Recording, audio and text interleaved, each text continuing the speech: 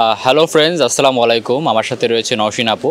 তো বর্তমানে নওশিন আপু কেমন আছে, কি করছে, তার দিনকাল কেমন যাচ্ছে, এই বিষয়ে বিস্তারিত আমরা তার মুখ থেকে শুনবো। দর্শকদের অনেক কমেন্ট, অনেক কিউরিওসিটি যে নওশিন আপুকে কেন দেখছি না বা কী করতেছে, সে কেমন আছে। তো সেই সুবাদেই এই ভিডিওটা করা। তো আমি শুরুতেই নওশিন আপুকে জিজ্ঞেস করবো, আপু কেমন আছেন আপনি? আলহামদুলিল্লাহ, ভালো খারাপ নিয়ে যাচ্ছে সময়। আচ্ছা আচ্ছা, তো আপু বর্তমান সময়টা আপনার কেমন যাচ্ছে? যেহেতু নতুন বছর 2024 সাল, কেমন যাচ্ছে আপনার নতুন বছর? আসলে এই নিলয় জীবন থেকে হারিয়ে যাওয়ার পর ভালো কোনো দিন আমি আমার লাইফে আসছে কিনা আমার মনে নাই, বা খুব বেশি যে ভালো ছিলাম এটা আমার আজও মনে পড়ে না। তো নতুন বছর বলো, আমার অনেক স্মৃতিময় দিন যাচ্ছে। আমি ডিপ্রেশনের মধ্য দিয়েই যাচ্ছি। এর মধ্যে হচ্ছে মানে নতুন বছর উপলক্ষে কিছু করা বা কোনো ওগুলো আসলে কাজ করে না। তো আমার পেজে অনেকেই কমেন্ট করে যে আবার অনেকের অনেক বলে যে এখন ভালো আছে, অনেক ভালো আছে, বাট আমি এখন খুব হাসি বা মানে সবার মধ্যে চলতেছি ফিরতেছি, সবাই মনে করে যে আমি অনেক ভালো আছি। বাট আসলে আমার সাথে কি হয় কন্টিনিউ সেটা আমি জানি। আসলে কি, প্রিয় মানুষটা পাশে থাকলে সব কিছু সুন্দর। প্রিয় মানুষটা যদি পাশে না থাকে তাহলে কোনো কিছুই মানে ভালো লাগে না। মনে করো সবার মাঝে ঘুরতেছি ফিরতেছি সব কিছু আছে, বাট তার মধ্যে একটা শূন্যতা কাজ করে। তো নতুন বছরও আসতেছে, আমাদের অ্যানিভার্সারি, তারপর হচ্ছে আমাদের নীলয়ের বার্থডে বা আমার বার্থডে, অনেক কিছুই যাচ্ছে। বাট স্মৃতিময় এগুলো মানে তাকে যে মনে পড়ে না সেটা না, তাকে আমার সব সময় মনে পড়ে। বাট হয় কি, মানে স্মৃতি মানে স্পেশাল দিনগুলোতে হচ্ছে বেশি মনে পড়ে, আর ওই দিনগুলোতে হচ্ছে বেশি ডিপ্রেশনে চলে যায়। মানে দেখতে দেখতে হচ্ছে যে নীলয়ের আর 2-3 মাস আছে, ওর 2 বছর হয়ে যাবে। তো এগুলো স্মৃতি আসলে খুব বেশি, এই কয়েকটা দিন ধরে খুব খারাপ যাচ্ছে। আমি মনে করি যে নতুন বছরটা আরও খারাপ গেছে, অনেক কিছুই ডিপ্রেশন থেকে হয়ে যায়। বাট তারপর চেষ্টা করি যে ভালো থাকার। যার সাথে খারাপ কিছু হয় একমাত্র সেই বুঝে। আমি বলবো যে আমার মতো খারাপ সিচুয়েশন আর কারো না হোক, বাট এটা থেকে ওটা খুব। দর্শক তো সবাই বলতেছে আপনি নাকি বর্তমানে অনেক ভালো আছেন, চিলে আছেন, এই করতেছেন, মানে এই কমেন্টগুলো করতেছে, এটা কতটুকু সত্য? নওশিনের ব্যাপারটা হয়েছে কি, আমি খুব বাজেভাবে ভাইরাল হয়ে গেছি। মানে আমার মনে হয় না যে বাংলাদেশে এরকমভাবে, মানে আমি ফার্স্ট টাইম খুব বাজেভাবে মানে হাজব্যান্ড হারাইছি। দেন অনেক ইউটিউবে হচ্ছে অনেক বাজেভাবে আমাকে নিয়ে অনেক কথা সমালোচনা আলোচনা হয়েছে। যে ভিডিওগুলো আমি রিসেন্ট খুব বসে বসে অনেক দেখি, মানে অনেক দেখি। তো হচ্ছে আমার মতো বাজেভাবে ভাইরাল কাউকে মনে হয় করা হয় নাই বাংলাদেশে ফার্স্ট টাইম। তো এই ফার্স্ট আমি আমার হাজব্যান্ড হারাইছি। তো আমাকে নিয়ে হচ্ছে অনেকের অনেক কথা, আমি হাসলেও হচ্ছে দোষ, কাঁদলেও দোষ। মানে হয় কি, মানে বাইরে বের হইলে এখন এমন একটা সিচুয়েশন হয়েছে, আমি যখন বাইরে বের হই এত পরিমাণ মানুষ আমাকে চিনে, কেউ আমাকে দেখলে বলতেছে এটা নওশিন বা নীলের ওয়াইফ, বা এই যে ওই মেয়েটা ওর হাজব্যান্ড মারা গেছে, অনেক কথা হয়। তো এখন আমি যেটাই করি সেটাই হচ্ছে দোষ হয়ে যাচ্ছে, হাসলেও দোষ, কাঁদলেও দোষ। সব মিলে বলবো আমি ভালো নাই, উপরওয়ালা ভালো জানে যে আমার মনের ভিতরে কী চলতেছে বা আমি কেমন আছি। এখন আমি একটা মানুষ, কোনো রোবট না।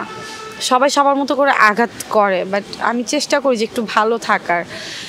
কিন্তু হয় কি, যতই হাসির পিছনে যে মানুষের একটা অসহ্য কষ্ট লুকিয়ে থাকে, এটা আসলে সবাই বুঝতে পারে না। আর যদি আমরা একজন আরেকজনের কষ্ট বুঝতে পারতাম তাহলে আমরা কেউ কাউকে কষ্ট দিতাম না। তো ভালো থাকাটা আসলে হয় না, মানুষের মতো করে অনেক কিছু বলে, বাট সবটা কিন্তু সত্যি না। যার সাথে হয় সেই জানে।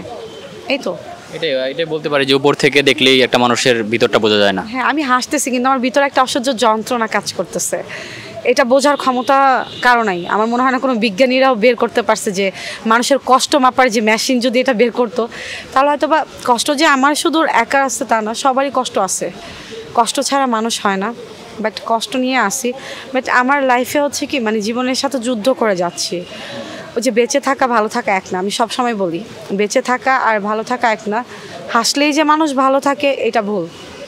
হাসির পিছনে অনেক অসহ্য কষ্ট যন্ত্রণা লুকিয়ে থাকে, এটা যার সাথে হয় শুধু সেই বুঝে।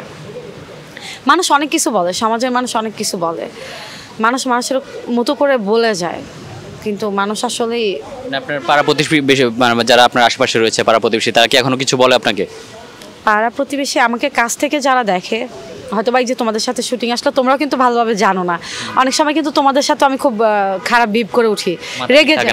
হ্যাঁ, হঠাৎ করে কিন্তু আমার এই যে তোমাদের সাথে আমি প্রচুর হাসতেছি, কথা বলতেছি, বা সবার সাথে কিন্তু হঠাৎ করে আমি রেগে যাচ্ছি। মানে আমি নিজেও বুঝি না আমার সাথে এরকম কেন হয়।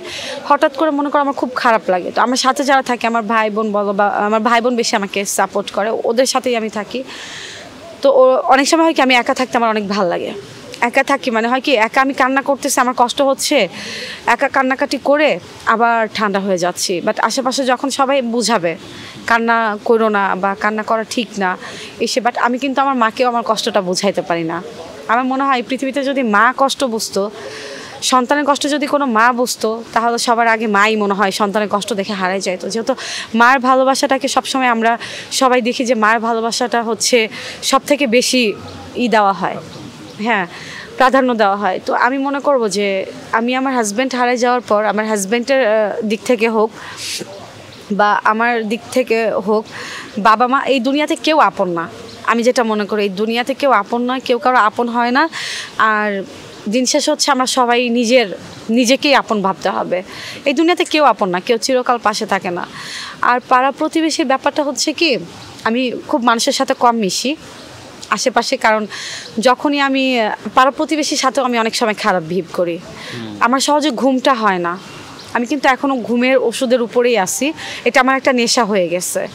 অনেকে বলে আমি হয়তো বা নেশা করি বা এটা করতেছি সেটা করতেছি, না আমি ঘুমের নেশায় খুব আসক্ত হয়ে গেছি। ডিপ্রেশন থেকে যে আমার ঘুম টোটালি আমার নাই, ন্যাচারাল যে ঘুম আমি কবে ঘুমাইছি আমার মনে নাই, আমার ঠিক মনে নাই আমি কবে খুব শান্তিতে আমি ঘুমাইছি। নিলয় হারাই যাওয়ার পর এটা আমার মনে নাই, বাট আমার খুব ইচ্ছা করে যে আমি একটু শান্তিতে ঘুমাবো। বাট আমার যখন কষ্টগুলো বেশি বাড়ে তখন আমি 2টা 3টা 4টা থেকে এক পাতার উপর পাতা ঘুমের ওষুধ খাইলে আমার এখন ঘুম হয় না। আমি এখনও কিন্তু ঘুমের ওষুধ খেয়ে আমি মানে তোমাদের সাথে কথা বলতেছি। ঘুমের ওষুধটা খাইলে হয় কি মানে কষ্টটাকে মনে হয় যেন একটু আমার মানে ব্রেনটা ঠান্ডা থাকে, কষ্টগুলো খুব কম মনে হয়। তো নর্মালি যখন আমি কথা বলি, ঘুমের ওষুধ খেয়ে আমি কথা বললে সবার সাথে খুব স্বাভাবিকভাবে কথা বলি, খুব নর্মালি। বাট নর্মালি ঘুমের ওষুধ ছাড়া যখন থাকে আমার ব্রেন কেমন জানি সব পুরনো স্মৃতি মনে পড়ে, বা নীলার চলে যাওয়াটা মনে পড়ে, ওরা আমার অনেক স্মৃতি মনে পড়ে, তখন খুব খারাপ লাগে। তো আমি একা থাকতে অনেক পছন্দ করি। পাড়া প্রতিবেশী এক একজন আসবে, বিশেষ করে মেয়ে মানুষ বলো মহিলা মানুষ বলো, তারা এসে খুব জিজ্ঞাসা করে আপনার হাজব্যান্ড কিভাবে মারা গেছে, কি হয়েছিল, এই সেই, মানে এটা বলতে বলতে আমি মানে ক্লান্ত।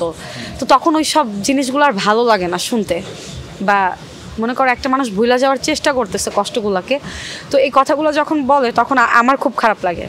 তো এরকম অনেক হয়েছে যে অনেকেই আসছে আমার দরজা নক করছে, বা আমি রেগে যাই, বা অনেকে আসছে সবার সাথে আমি ভালো বিহেভ করি, আমাকে অনেকেই দেখতে আসে।